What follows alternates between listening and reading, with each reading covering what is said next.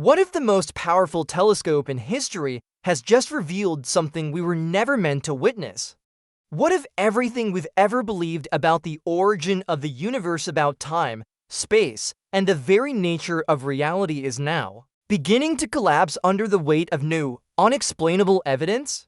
The James Webb Space Telescope, designed to capture the faintest echoes of the cosmos's earliest light, has returned data so unsettling that a Nobel Prize-winning physicist has come forward with a chilling, singular message: this is not our universe. What exactly did Webb find at the very edge of everything? And why are scientists warning that these findings could rewrite the foundations of cosmology as we know it?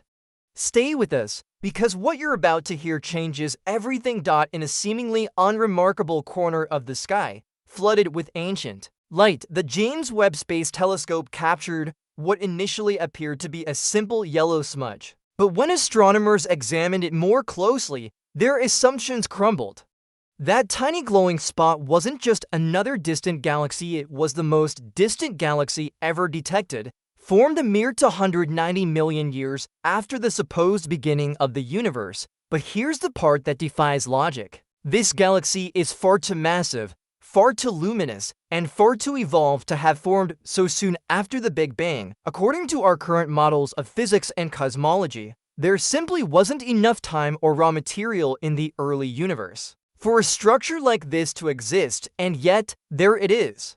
And what's more, it's not an isolated case. Webb has now found dozens of such galaxies, each one a cosmic paradox, each one breaking the known rules of early galactic formation. As scientists pushed deeper into Webb's data, things got stranger. Some of these primordial objects aren't just unexpectedly large, they're utterly foreign.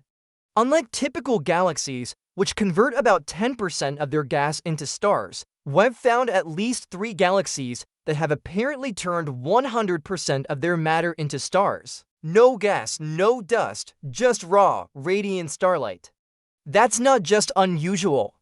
It's considered impossible by every current theory of how galaxies form and evolve. This has led researchers to an even more disturbing question: what if these aren't galaxies at all? What if what we're seeing isn't a glimpse of the early universe, but something entirely different? Could these be structures from another dimension? Remnants of a previous cosmos? Or are we witnessing some form of intrusion from a neighboring universe? To understand why these discoveries are shaking cosmology to its foundation, we need to talk about the Hubble sphere and the observable universe.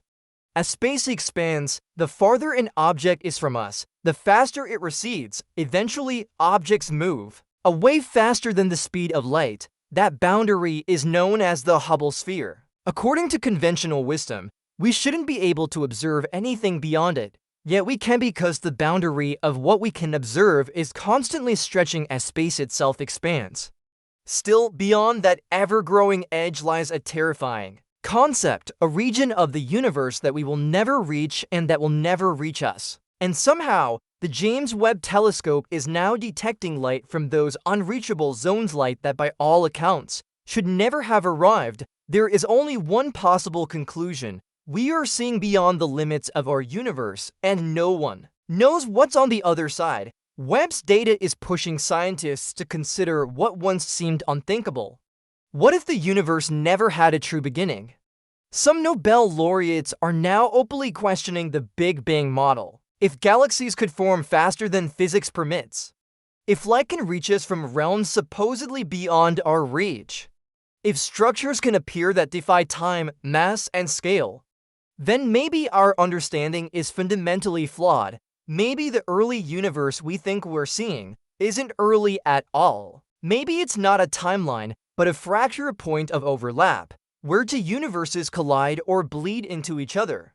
Or worse, perhaps something older, something alien to our reality, is seeping through. Whatever this is, it doesn't fit within any model we've ever made, and perhaps it never will. One of Webb's strangest and most overlooked discoveries wasn't a picture, it was a sound, or rather, a frequency. While analyzing the ambient noise of deep space, Webb's instruments picked up a faint, rhythmic oscillation. It didn't match any known cosmic phenomenon. It wasn't the pulsar, nor gravitational waves, nor distortions in the cosmic microwave background. It was something else, something regular, repeating with precise intervals, as if it were generated. Some astrophysicists have begun to call it the heartbeat beyond time. Others remain cautious, proposing that it might be the trace of exotic matter, something theorized to exist only beyond the physical limits of our known universe. But here's the unsettling part. This rhythm isn't random. It follows a distinct mathematical pattern, almost as if it were encoded meant to be discovered. But that's not the only imbalance Webb has revealed. In the deepest reaches of space, galaxies appear to possess gravity strong enough to bend light, warp space, and influence surrounding structures, yet no visible matter accounts for it. This isn't just dark matter, it's something stranger. Webb seems to be detecting immense gravitational distortions with no corresponding mass. These phantom mass fields, as some are calling them, behave like invisible fingerprints, pressing into spacetime from sources we cannot locate. And that has led some theorists to suggest the unthinkable. What if we are seeing the gravitational shadow of another universe colliding with our own? Could everything we observe have a mirror image we can't see, not metaphorically but physically? A long-dismissed French theory is now gaining renewed attention: the idea of a mirrored universe where time flows backward and the laws of physics run in reverse compared to ours. Why the renewed interest? Because Webb has detected peculiar behaviors in particle spin and the rotational patterns of distant galaxies.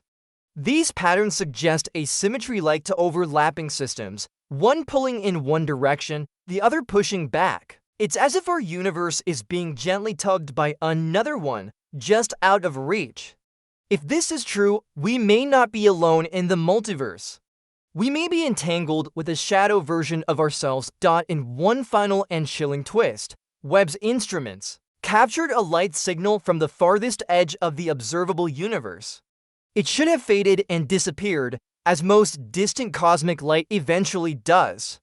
But it didn't. Instead, the light reappeared from a different direction, from a different time, but carrying the same spectral fingerprint. It was as if the light had gone out and bounced back. What Webb had recorded was a cosmic echo. But echo of what? There are only two explanations.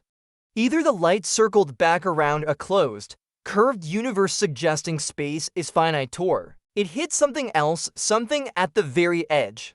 Something capable of reflecting light. Something that should not be there. The James Webb Space Telescope was built to look backward in time, to reveal how the universe began.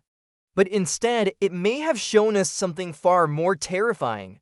That our universe is not alone, that impossible. Galaxies, phantom mass, reversed patterns, unknown rhythms, and unexplained echoes are not anomalies but signals that chip away at everything we thought we knew. The comforting illusion that we understand where we are, when we are, and what we are.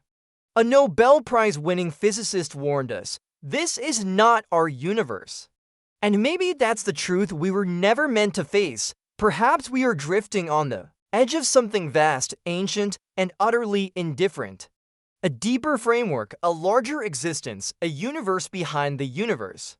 So now the real question isn't whether we're alone in the cosmos, it's whether we're even in the right one.